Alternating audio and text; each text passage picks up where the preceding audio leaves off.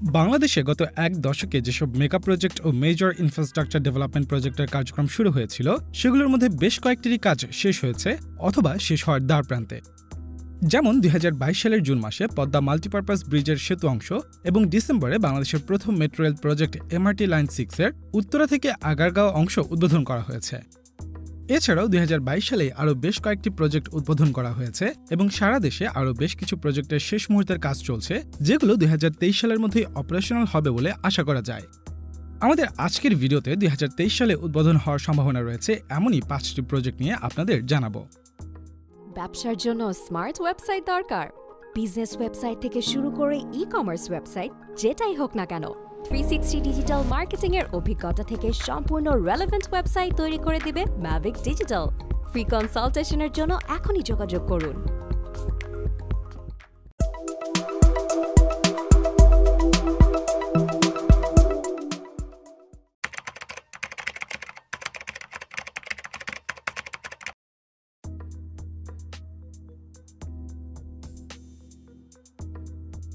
দেশের বাণিজ্যিক রাজধানী চট্টগ্রামের আনোয়ারা উপজেলার সাথে চট্টগ্রাম মূল শহরকে যুক্ত করার লক্ষ্যে ২০১৯ সালের ২৪শে ফেব্রুয়ারি কর্ণফুলী নদীর নিচ দিয়ে বঙ্গবন্ধু শেখ মুজিব টানেল নির্মাণের কাজ শুরু হয়।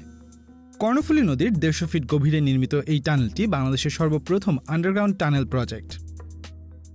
প্রকল্পটি বাস্তবায়নে ব্যয় ধরা হয়েছে ১০,৩৭৪ কোটি টাকা, যার প্রায় ৪,৫০০ কোটি টাকা বাংলাদেশ সরকার এবং বাকি প্রায় ৬,০০০ কোটি টাকা চীনের এক্সিম ব্যাংক থেকে অর্থায়ন করা হচ্ছে। ৪ লেনের ৩.৪ কিলোমিটার মূল টানেলে ২টি টিউব থাকবে, যেগুলোর দৈর্ঘ্য ২.৪৫ কিলোমিটার এবং টানেলের ভেতরের ব্যাস প্রায় ১১ মিটার। পুরো প্রকল্পের মোট দৈর্ঘ্য ৯.৪৭ কিলোমিটার এবং টানেলের এক প্রান্ত দিয়ে ঢোকা ও অন্য প্রান্ত দিয়ে বের হয়ে যাওয়ার জন্য টানেলটির দুই প্রান্তে ৫.৩৫ কিলোমিটারের অ্যাপ্রোচ রোড এবং ৭২৭ মিটারের ওভারব্রিজও তৈরি করা হয়েছে। প্রকল্পটি বাস্তবায়নে কাজ করছে চাইনিজ প্রতিষ্ঠান China communication and construction company limited এবং বাংলাদেশ সেতু বিভাগ। ইতোমধ্যে টানেলটির দক্ষিণ অংশের কাজ পুরোপুরিভাবে সম্পন্ন হয়েছে এবং উত্তর পাশের কাজও প্রায় শেষ পর্যায়ে রয়েছে।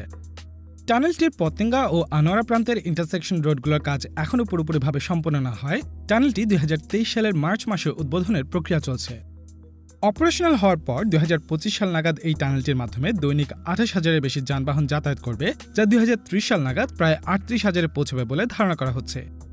প্রজেক্টের মাধ্যমে চট্টগ্রামের সাথে কক্সবাজার জেলার দূরত্ব ৪০ কিলোমিটার এবং ঢাকা থেকে কক্সবাজারের দূরত্ব অন্তত ৫০ কিলোমিটার কমে আসবে, যা পণ্য আনা নেওয়া ও যাত্রী পরিবহনের সময় এবং ফুয়েল কনজাম্পশন কমিয়ে আনার মাধ্যমে খরচ কমাতে সাহায্য করবে।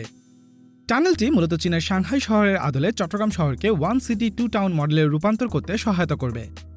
এতে করে চট্টগ্রামের পাশাপাশি আনোয়ারাতেও ইন্ডাস্ট্রিয়াল ডেভেলপমেন্টের মাধ্যমে চট্টগ্রামের উৎপাদনমুখী কার্যক্রম বাড়িয়ে দেশের রপ্তানি বাণিজ্যকে আরও ত্বরান্বিত করবে বলে আশা করা যায়।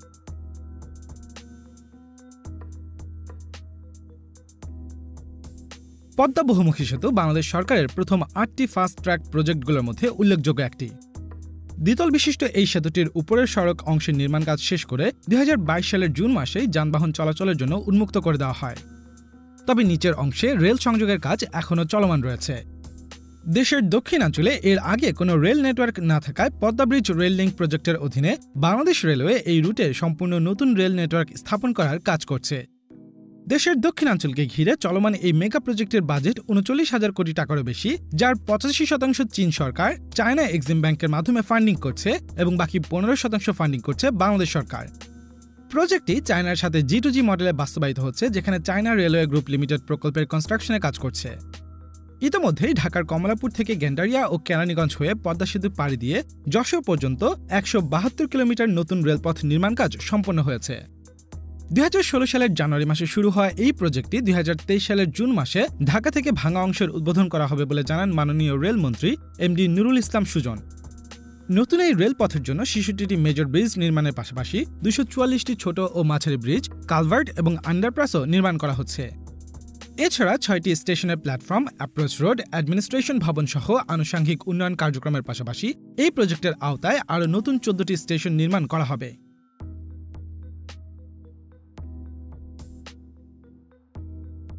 বাংলাদেশের চলমান প্রজেক্টগুলোর মধ্যে অন্যতম আরেকটি ফাস্ট ট্র্যাক প্রজেক্ট হচ্ছে চট্টগ্রাম কক্সবাজার রেলওয়ে প্রজেক্ট। ১২৮ কিলোমিটারের সিঙ্গেল লাইন ডুয়েল গেজ ট্র্যাকের এই প্রকল্পটি চট্টগ্রামের দোহাজারী থেকে শুরু হয়ে কক্সবাজার এবং বান্দরবান জেলাকে সরাসরি চট্টগ্রামের সাথে যুক্ত করবে। 2018 সালের মার্চ মাসে এশিয়ান ডেভেলপমেন্ট ব্যাংক ও বাংলাদেশ সরকারের সম্মিলিত 18,000 কোটি টাকার বেশি অর্থায়নে এই প্রকল্পটির কনস্ট্রাকশন শুরু হয়। প্রকল্প কর্তৃপক্ষের মতে ইতোমধ্যে দোহাজারী কক্সবাজার গোমধুম রেলওয়ে প্রকল্পটির মোট 100 kilometre single line dual gauge rail line construction সম্পন্ন হয়েছে। এছাড়া এই রেল লাইনকে ঘিরে 39টি মেজর ব্রিজ এবং 242টি কালভার্টও নির্মাণ করা হয়েছে। সব মিলিয়ে এই প্রকল্পটির প্রায় 80% কাজ সম্পন্ন হয়েছে এবং 2023 সালের অক্টোবর মাসে প্রকল্পটি জনসাধারণের জন্য উন্মুক্ত করে দেওয়ার প্রস্তুতি চলছে। বাংলাদেশের পরিকল্পনা মন্ত্রণালয়ের সপ্তম 5-year প্ল্যান ও রেলওয়ে মাস্টার প্ল্যান অনুযায়ী দোহাজারী কক্সবাজার ঘুমধুম রেলওয়ে প্রকল্পটির মাধ্যমে রেলপথে 15% পণ্য পরিবহন এবং 10% যাত্রী পরিবহন বাড়ানো সম্ভব হবে। এছাড়া প্রকল্পটি সম্পন্ন হলে দেশের অন্যতম পর্যটন নগরী কক্সবাজার সড়ক ও আকাশপথের পাশাপাশি রেল সংযোগের আওতায় চলে আসবে, যার প্রেক্ষিতে তুলনামূলক সাশ্রয়ী যোগাযোগ মাধ্যমের কারণে কক্সবাজার ও বান্দরবান জেলায় ট্যুরিজম বাড়ার পাশাপাশি বাণিজ্যের পরিধিও বাড়াবে, যা উক্ত অঞ্চলের ওভারঅল সামাজিক ও অর্থনৈতিক উন্নয়নে গুরুত্বপূর্ণ ভূমিকা পালন করবে।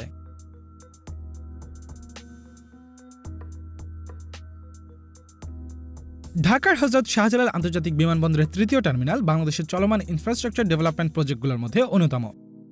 বর্তমানে হযরত শাহজালাল আন্তর্জাতিক বিমানবন্দর বছরে 80 লক্ষ প্যাসেঞ্জার হ্যান্ডেল করার ক্যাপাসিটি থাকলেও 2025 সাল নাগাদ বার্ষিক প্যাসেঞ্জার ট্রাফিক বৃদ্ধি পেয়ে প্রায় 1.5 কোটির কাছাকাছি এবং 2035 সাল নাগাদ 2.5 কোটিতে পৌঁছবে বলে ধারণা করা যায়।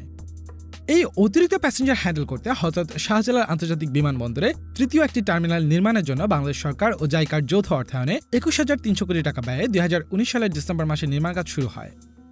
ইতোমধ্যে টার্মিনালটির 51% কাজ সম্পন্ন হয়েছে এবং 2023 সালের অক্টোবর মাসে জনসাধারণের ব্যবহারের জন্য টার্মিনালটি খুলে দেওয়া হবে বলে জানিয়েছে CAAB chairman air vice marshal M Mofidur Rahman.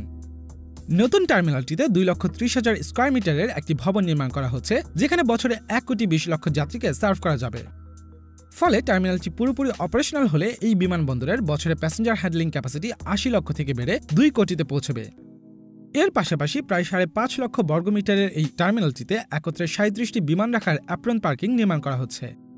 তাছাড়া টার্মিনালটির 27,000 স্কয়ার মিটার ইম্পোর্ট কার্গো কমপ্লেক্সটি প্রতি বছর প্রায় 3 লক্ষ টন কার্গো আনলোডের পাশাপাশি 36,000 স্কয়ার মিটার এক্সপোর্ট কার্গো কমপ্লেক্সটিতে প্রতি বছর প্রায় 5.5 লক্ষ টন কার্গো অফলোড করা যাবে।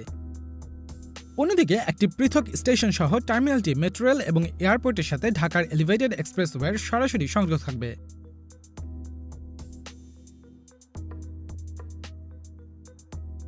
রূপপুরে বাংলাদেশের প্রথম পারমাণবিক বিদ্যুৎ কেন্দ্র নির্মাণের কাজ শুরু হয়েছিল 2017 সালের নভেম্বর মাসে।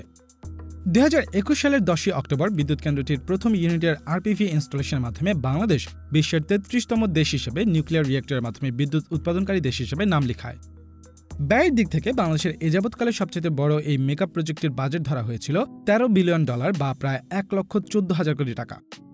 এই প্রকল্পটির অধীনে 2টি পর্যায়ে সর্বমোট 2400 মেগাওয়াট বিদ্যুৎ উৎপাদন সক্ষমতা 2টি ইউনিট নির্মাণ করা হচ্ছে, যার প্রথম ইউনিটটি 2023 সালের শেষ দিকে ট্রায়াল বেসিসে বিদ্যুৎ উৎপাদন শুরু করতে যাচ্ছে বলে জানিয়েছে প্রজেক্টটির ডিরেক্টর ডক্টর MD শওকত আকবর। ঢাকা ট্রিবিউনের একটি তথ্যসূত্রে 2023 সালের সেপ্টেম্বরে দেশের নিউক্লিয়ার পাওয়ার প্ল্যান্টের প্রথম ইউনিটের জন্য প্রয়োজনীয় ইউরেনিয়াম-235 ফুয়েল আসতে যাচ্ছে। বর্তমানে বাংলাদেশের 25,000 মেগাওয়াটের বেশি বিদ্যুৎ উৎপাদনের সক্ষমতা রয়েছে। বিদ্যুৎ বিভাগের পাওয়ার সিস্টেম মাস্টার প্ল্যান অনুসারে 2030 সালের মধ্যে বাংলাদেশের বিদ্যুৎ উৎপাদন সক্ষমতা 40,000 মেগাওয়াটের বেশি এবং 2041 সালের মধ্যে 60,000 মেগাওয়াটে উন্নীত করার লক্ষ্যমাত্রা নির্ধারণ করা হয়েছে। এই লক্ষ্যমাত্রা অর্জনে রূপপুর পারমাণবিক বিদ্যুৎ কেন্দ্র অন্যতম একটি গুরুত্বপূর্ণ ভূমিকা পালন করবে। ইউরো নিউক্লিয়ারের একটি তথ্যসূত্রে প্রতি কেজি কয়লা ও জ্বালানি তেল থেকে যথাক্রমে 8 ও 12 কিলোওয়াট বিদ্যুৎ উৎপাদন করা যায়, যেখানে প্রতি কেজি ইউরেনিয়াম-235 থেকে প্রায় 24,000 মেগাওয়াট বিদ্যুৎ উৎপাদন করা সম্ভব। আশা করা যায় উদ্বোধনের পর সাশ্রয়ী এবং রিলায়েবল বিদ্যুৎ উৎপাদন সোর্স হিসেবে রূপপুর পারমাণবিক বিদ্যুৎ কেন্দ্র বাংলাদেশের ইন্ডাস্ট্রিয়াল ডেভেলপমেন্টে গুরুত্বপূর্ণ ভূমিকা পালন করবে।